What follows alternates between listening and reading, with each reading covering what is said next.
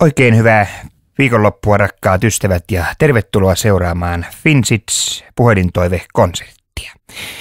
Tämä konsertti on meillä tässä tällä kertaa sikäli omituinen, että puhelinnumero tänne studioon on tällä kertaa salainen.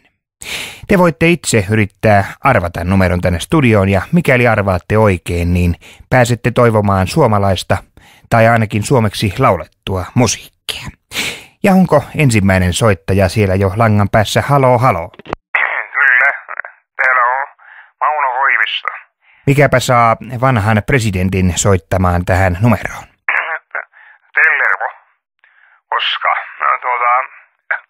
nythän on jätkät sillä tavalla, että jos ei kohta tule radiosta se Resmani-biisi, niin mulla rupee nälän lisäksi lätty lätisemään. Voi kauhea paikka sentään.